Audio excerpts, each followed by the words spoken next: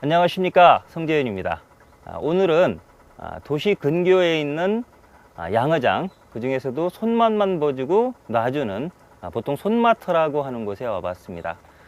최근에 이제 바쁜 와중에 잠깐 손맛을 보고, 또 입어료가 저렴하기 때문에 이 손마터를 이용하시는 분들이 많은데, 이 손마터는 단위 면적당 개체수가 굉장히 많습니다. 고기가 많이 들어가 있는데, 그렇기 때문에 뭐 아무나 잡을 수 있을 거다, 또 애들도 잡을 수 있는 곳이다, 이렇게 생각하기 쉬운데, 실제로 해보면은 그렇지 않더라. 입질은 올라오는데 허챔질이 참 많고, 또 몇 마리 잡긴 했는데 들어가는 입질도 많이 잡았다. 입질이 생각보다 고기는 많은 것 같은데 시원하지 못하더라.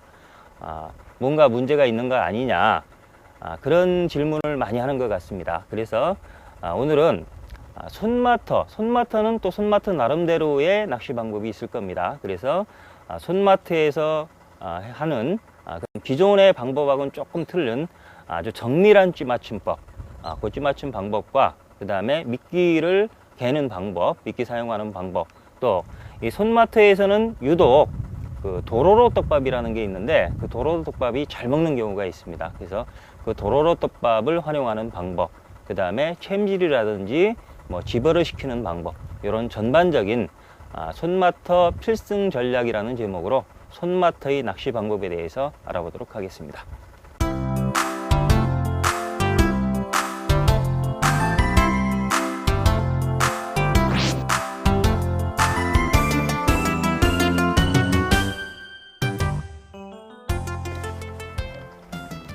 먼저 찌맞춤에 대해서 한번 알아보겠는데, 이 손마터는 손마터 나름대로의 아주 예민한, 조금 더 가벼운 찌맞춤이 요구가 됩니다. 왜냐하면 개체수가 많은 반면에 계속 잡았다가 놔주고 그래서 고기들이 스트레스를 많이 받아 있고, 또 학습 효과에 의해서 미끼를 내가 덥석 먹으면 바늘이 찍힌다, 이런 걸 알고 있고, 또 이 단위 면적당 고기들이 많이 들어가 있다 보니까 산소도 부족한 상태일 겁니다. 그러다 보니까 입질이 생각만큼 시원하지를 못합니다. 그래서 찌맞춤을 오히려 일반 양어장이나 자연지보다도 더 예민하게, 아주 정밀하게 해줄 필요가 있는데, 그동안에 이 방법은 사실은 공개를 상당히 꺼려왔었습니다. 근데 지금 계속해서 홈페이지에 찌맞춤 방법에 대해서 질문이 들어오기 때문에 아주 정밀한 손마터에서만 적용되는 그동안의 찌맞춤 방법이 이 굵은 케미를 기준으로 했다면, 아주 가는 요 찌탑을 기준으로 해서 맞추는 그 방법에 대해서, 아주 정밀한 찌맞춤에 대해서 제가 설명을 드릴 건데, 그동안에 이것을 공개하지 않았던 이유는, 이 방법은 잘못 사용하면 오히려 독이 됩니다. 가벼워서 흘러다니고 허챔질이 나오고, 그래서 이 방법을 쓰기 위해서는 몇 가지의 전제 조건이 필요합니다. 이런 조건이 딱 맞았을 때, 제가 4가지를 말씀을 드릴 건데, 이 4가지 조건이 딱 맞았을 때만 사용을 하셔야 됩니다. 첫째는 장소적 제한입니다. 장소는 손마터이거나 또는 2.5m 수심 이하의 통상적인 양어장에서만 가능합니다. 양어장이라도 수심이 3m 이상으로 넘어가면 이 방법은 좀 쓰기가 곤란합니다. 그래서 손마터 또는 2.5m의 양어장에서만 사용을 하십시오.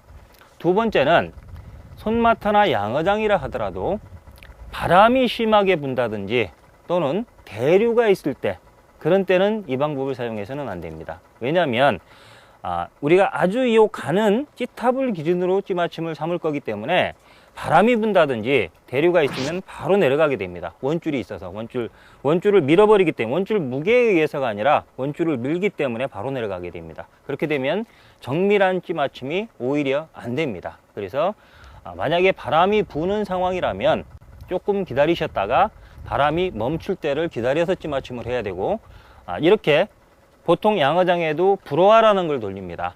그래서 이 기포를 발생하게 하는데, 불어와 가까운 곳에는 던지지 마십시오. 불어와 사이에 조금 잔잔한 곳에 던져야 되고, 대류 현상이 있다라고 하면 하시면 안 됩니다. 그래서 바람이 없고 대류 현상이 없을 때 이제 그런 때 찌맞춤을 하셔야 되고요.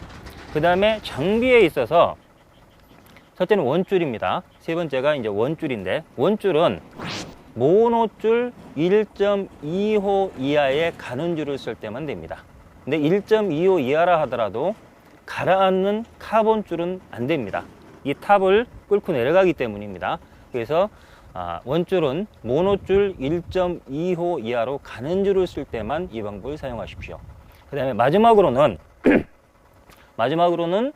바늘입니다. 바늘. 자, 바늘도 미늘 있는 바늘이 있고 미늘 없는 바늘이 있는데, 조건은 아주 가벼운 바늘을 써야 된다는 겁니다. 그래서 미늘 없는 바늘 6호 이하를 사용하셔야 됩니다. 만약에 이 부분은 뒤에 제가 다시 한번 설명을 드리겠는데, 미늘 없는 바늘이 없어서 꼭 미늘 있는 바늘을 써야 되겠다라고 하면 3호 내지 4호 아주 작은 바늘, 미늘 있는 바늘도 작은 바늘은 가벼우니까 3호 내지 4호를 쓰시든지, 만약에 굳이 6호 정도를 써야 된다면 나중에 한번 설명을 드리겠습니다. 쇠링을 찌탑을 기준으로 하고 여기에 저희가 쇠링을 꼽을 건데, 기준보다 하나를 더 얹어주는 방식으로 해주셔야 됩니다. 바늘 무게를 감안을 해야 됩니다. 자, 그래서 그 부분을 생각을 안 하면 4가지 조건입니다. 첫째는 손마터나 수심이 낮은 양어장이어야 되고요. 바람이나 대류가 없어야 되고, 그 다음에 모노줄 1.25 이하여야 되고, 바늘을 미늘 없는 바늘 6호 이하를 써야만 됩니다. 요 경우에만 요 정밀한 찌맞춤을 사용하십시오. 만약에 이 조건 중에서 하나라도 안 맞는 상황이라면 기존 여러분이 알고 계신 방법대로 케미를 기준으로 맞추는 방식으로 하시는 게 더 좋습니다. 자, 근데 만약에 그런 조건이 딱 맞았고, 그래서 손마트에서 정밀한 찌맞춤을 하고 싶다 라고 하면 지금부터 하고 있는 저희들이 보여주는 아주 정밀한 찌맞춤 방법을 한번 잘 보시기 바랍니다. 자, 지금까지 저희들이 일반적으로 해왔던 방법이 양어장이든 자연지든 댐이든 전부 다 이 케미를 기준으로 했습니다. 현장에서 채비를 띄워서 보통 6호 바늘을 기준으로 했을 때 일반적인 수심이 조금 깊은 양어장이나 자연지 같은 경우는 케미 3분의 2 내지 반 정도가 기준이 됐고요.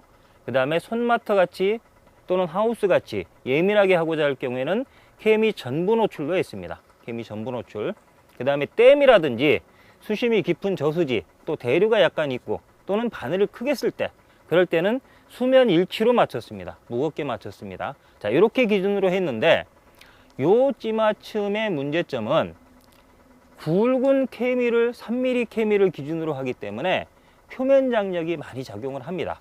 그래서 이게 3분의 1 같은 케미 반이라 하더라도 사실은 무게 차이가 많이 나는 경우가 있습니다. 그래서 손마트에서는 지금 하는 방법은 손마트에서 입질이 약할 때 조금 더 정확한 찌맞춤으로 예쁜 찌올림을 보기 위해서 더 가는 부분인 이 탑을 기준으로 할 겁니다. 이 탑을 기준으로 하는데, 첫째는 순서를 말씀드리면 케미 기준이 아니라, 첫째는 현장에 던져서 봉도를 깎는데 어디까지 깎느냐, 케미 꽂이 밑에 요 가는 부분, 이 주황색인데 요 주황색 반마디 정도 나오게 깎으십시오. 반마디 정도 노출되게 아주 가볍게 마이너스 찌맞춤을 하는 겁니다.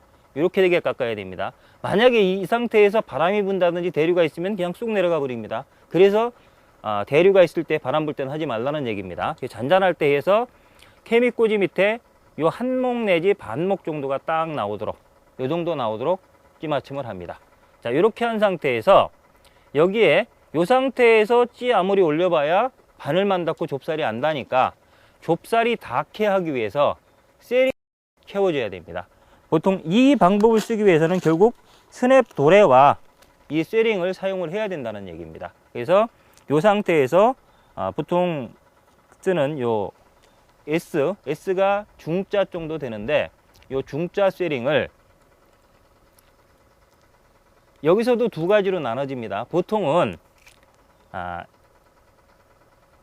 찌탑 첫마디가 딱 나오게 한 상태에서 보통 본인이 나는 찌를 조금 이렇게 서너 마디 이상 많이 내놓고 써도 된다, 그게 더 편하더라, 그런 분들은 요 중자 하나만 꼽아 주십시오. S자 중자 하나만 꼽으시면 되고, 나는 많이 내놓으면 불편해서 못 쓰겠더라, 한 목 내지 두 목 정도 내놓고 낚시하는 게 편하다, 그런 분들은 두 개를 꼽아 주시면 됩니다. 그 다음에 아까 그 네 가지 조건 중에서 마지막 바늘 조건이 있었습니다. 난 미늘 없는 바늘이 없다, 미늘 있는 바늘을 눌러서 사용한다. 근데 같은 호수라도 미늘 있는 바늘은 무게가 무겁습니다. 이제 그런 경우에는 두 개, 만약에 이만큼 내놓고 쓰시는 분들은 원래 하나만 꼽아야 되는데 미늘 있는 바늘을 썼기 때문에 두 개를 꼽아 줘야 되는 거고요. 만약에 조금 내놓고 쓰실 분들은 두 개가 아니라 세 개를 꼽아 줘야 되는 겁니다. 그런 식으로 조절을 해 주시기 바라고, 여기까지만 하면 케미 전부 노출로 맞춘 거와 똑같습니다. 그런 식으로 맞추고, 만약에 이렇게 맞춘 상태에서 밑에 그 스냅드레에 쇠링을 하나 딱 달아서 던져 보면 이게 딱 잠기게 됩니다. 이렇게 딱 뜨게 됩니다. 이게 찌맞춤이 끝난 겁니다. 이 상태에서 나머지는 다시 찌를 올려서 찌탑 보이게 하고, 본인이 원하는, 떡밥을 달았을 때 본인이 원하는 찌 높이를 내놓고 낚시를 하시면 되겠습니다. 여기서 틀린 거는, 그동안의 찌맞춤은 굵은 케미를 기준으로 맞췄습니다. 근데 지금 보여드리는 거는 표면 장력을 최소로 하는 정밀한 찌맞춤을 위해서 가는 찌탑을 기준으로 하는 겁니다. 그래서 찌탑 가장 가는 1000마디 중간 정도의 찌맞춤을 하고, 대신에 이건 너무나 가벼운 찌맞춤이기 때문에 요 쇠링을 이용해서 요거를 가라앉혀 주는 겁니다. 그래서 좁쌀이 살짝 안착되도록 만들어주는 방법입니다. 자, 지금 순서를 말씀드렸으니까 실제로 이제 던지면서 현장에서 맞추는 방법을 다시 한번 설명을 드리겠습니다.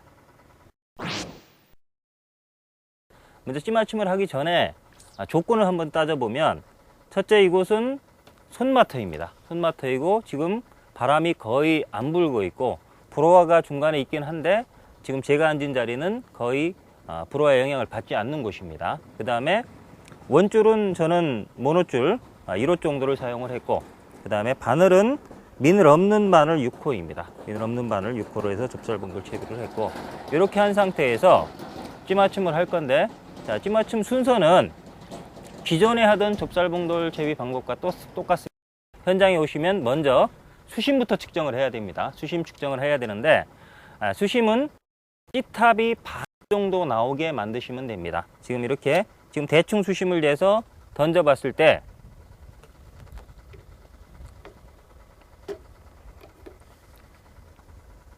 저건 지금 무거운 상태이기 때문에 찌가 가라앉고 있습니다. 만약에 수조에서 맞춰 갖고 왔다든지 또는 다른 곳에서 하다 오셨다면 뭐 케미 정도, 전혀 안 맞춰 갖고 온 상태라면 아마 가라앉을 겁니다. 최소한 가라앉는 봉도를 쓰셔야 됩니다. 자, 그런 수심보다 찌하고 채비 길이가 짧은 거기 때문에 찌를 더 올려서 찌탑이 반 나오게, 그래서 채비가 바닥에 가라앉도록 만들어 주십시오. 찌탑 반 정도, 찌탑 반이면 한 이 정도 됩니다. 이 정도가 나오게 한 10cm가 나오도록 만들어 주십시오. 찌를 올려서, 이건 여러 번 하셔도 됩니다. 계속 던졌다 꺼냈다 하면서 찌탑 반 정도가 나오게 만들어 줘야 됩니다. 지금 4마디 정도가 나왔습니다. 그럼 한 대략 반 정도가 나온 겁니다. 자, 저렇게 되면 일단 수심 측정은 끝난 거고, 찌탑이 잠겼던 게 반 정도 나왔다는 얘기는 채비가 바닥에 닿았다는 얘기입니다. 자, 그러면 기존에 하던 방법과 마찬가지로 찌맞춤을 하기 위해서는 채비를 바닥에 닿아 놓고는 찌맞춤을 못하니까 바닥에서 한 30cm 띄워야 됩니다. 자, 그래서 약 찌를 바닥에서 원래 지금 위치에서 한 40-50cm 약 찌 길이만큼 밑으로 내려 주십시오. 요거는 기존에 하던 방법과 똑같습니다. 여기까지는. 이런 상태에서 다시 던져 보는 겁니다. 다시 던져서 이제 찌탑이 나오는 정도를 보고 이제 봉도를 가감해서 원하는 위치로 맞춰주면 됩니다. 자, 지금은 거의 뭐 수면 일치해서 천천히 가라앉을 정도로 무겁게 맞춰진 상태입니다. 지금은 정밀한 찌맞춤이 안 된 상태이기 때문에 뭐 수면에 살짝 닿았다 천천히 가라앉을 정도로 무겁게 맞춰진 상태입니다. 자, 이 상태에서 이제 본 봉도를 깎으면서 끼맞춤을 해줘야 되는데, 자, 요 부분만 기존에 하던 방법과 틀린 겁니다. 자, 이 상태에서 기존 방법은 손마터 같은 경우는 조금 가볍게 맞춰야 되니까 케미 전부 노출 정도로, 요 정도로 케미가 다 수면에 나올 정도 이렇게 맞췄었습니다. 근데 이게 굵은 부분이기 때문에 표면 장력이 심해서 정밀한 찌맞춤이 안 됩니다. 그래서 저희는 이번에는 여기서 더 깎아서 찌탑 1000마디 정도가 나오도록, 가는 부분이 나오도록 맞출 겁니다. 자, 이 상태까지 깎아 주십시오. 자, 이 상태까지, 자, 실제로 봉도를 깎아서 계속 넣었다 꺼냈다 하면서 기존에 여러분들이 맞추던 케미를 기준으로 했을 때 가장 가벼운 상태, 케미 전부 노출보다도 더 가볍게 0점 찌맞춤이나 마이너스 찌맞춤식으로 가볍게 맞추는 겁니다. 자, 그렇게 봉도를 깎으면서 일단 찌탑 1000마디가 나오도록, 1000마디가 나올 때까지 봉도를 깎으면서 계속 확인을 해 봐야 됩니다. 지금 2마디, 1마디까지 내려갔고 한 반마디 정도가 남았습니다. 저 상태가 찌탑을 기준으로 맞춤해서 가장 예민하게 맞춘 상태, 1000마디, 반마디 정도가 나와 있는 상태입니다. 자, 이렇게 반마디가 나오게 봉도를 깎았으면 이제 봉도를 깎는 거는 끝난 겁니다. 근데 지금 상태는 너무 가볍게 맞춘 상태이기 때문에 여기에 쇠링을 달아줘야만 됩니다. 쇠링을 달아줘야 되는데, 아까 처음에 설명을 드렸습니다. 서너 마디 이상 찌탑을 많이 내놓고 쓰는데 익숙하신 분들은 중자 하나만 꼽아 주십시오. 하나만. 근데 많이 내놓고 쓰는데 익숙하지 못한 분들, 그동안에 케미만 내놓고 썼다든지 잠궈 놓고 써서 나는 1마디 이상 또는 2마디 이상 내놓으면 잠 입질을 못 보겠더라, 그런 분들은 2개를 꼽아 주셔야 됩니다. 지금 저는 조금 많이 내놓고 쓸 거기 때문에 하나만 꼽아 보겠습니다.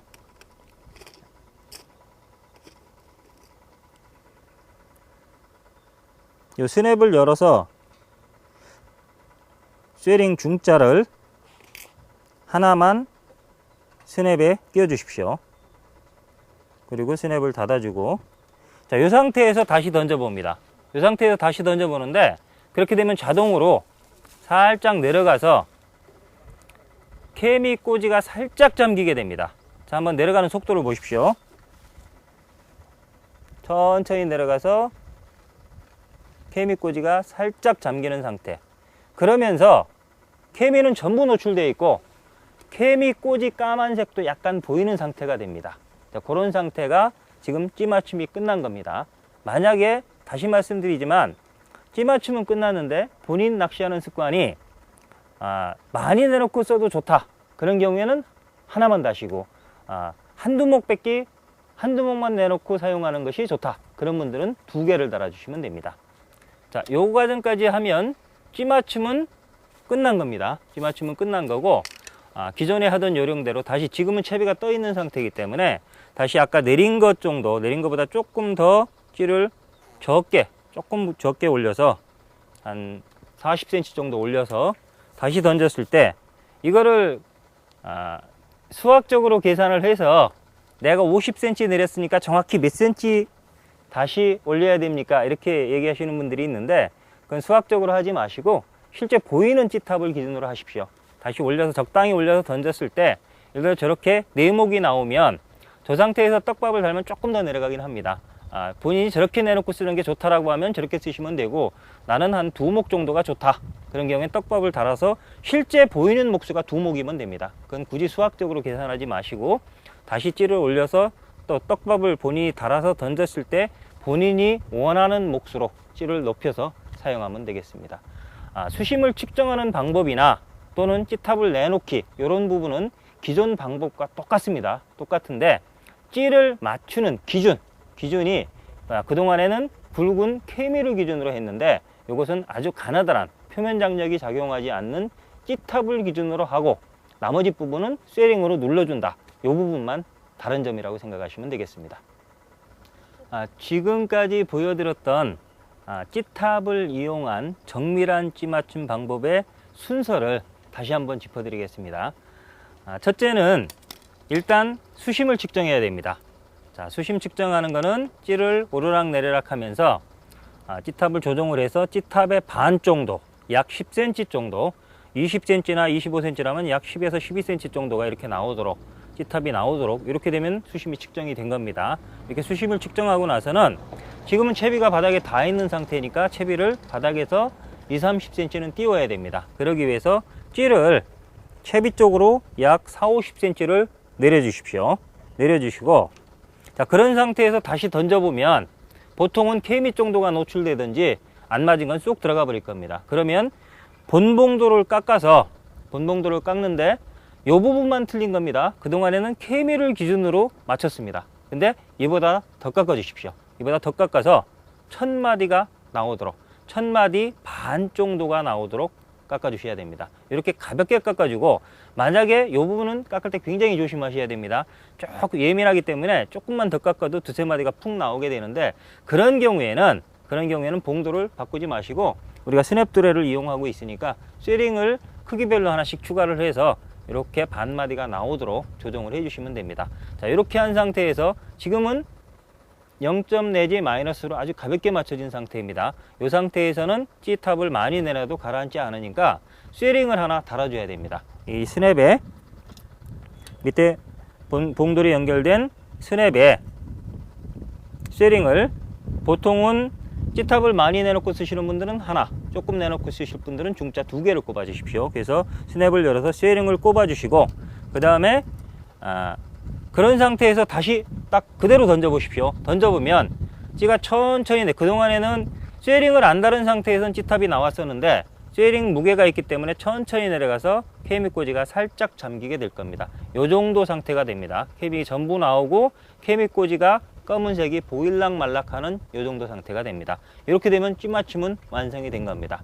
자, 그 상태에서는 지금 채비가 떠 있는 상태이기 때문에 다시 찌를 아까 내렸던 40이나 50cm보다 조금 덜 올려갖고, 근데 그 수학적으로 계산하지 마시고 보이는 걸 기준으로 하십시오. 떡밥을 달아 던졌을 때 본인이 2목 정도가 편하면 2목이 나오게 하시면 되고, 그 다음에 뭐 4목이나 5목이 편하면 이만큼 내놓고 쓰시면 됩니다. 그런 식으로 보이는 목수를 다시 찌를 올려서 하시면 되는데, 결론적으로 순서를 다시 짚어보면 수심을 측정하는 거나 찌탑 내놓기 이런 부분은 기존의 좁쌀봉돌 채비 찌맞춤 방법과 똑같습니다. 똑같은데 찌 맞춤 기준만 틀려진 겁니다. 기준만.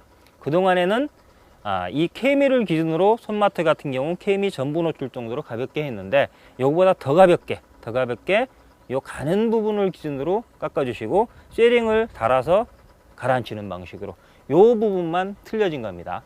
그 다음에 마지막으로 하나, 요 방법을 쓰기 위해서는 어떻게 보면 이름을 찌탑 기준 정밀 찌맞춤법이라고 했지만 사실은 쇠링을 활용하기 때문에 쇠링 활용 찌맞춤법도 됩니다. 그래서 쇠링을 활용하기 위해서는 반드시 원줄과 봉돌이 도래로, 스냅드레로 연결이 되어 있어야만 됩니다. 그래야만 이 쇠링을 넣었다 뺐다 이렇게 조정을 할 수가 있습니다. 그래서 반드시 스냅을 이용해서 원줄과 봉돌을 연결을 해 주시고, 그 다음에 이 쇠링은 보통 이런 데 도구통에 갖고 다니는데, 이렇게 봉지에 갖고 다니면 꺼내기가 참 쉽지가 않습니다.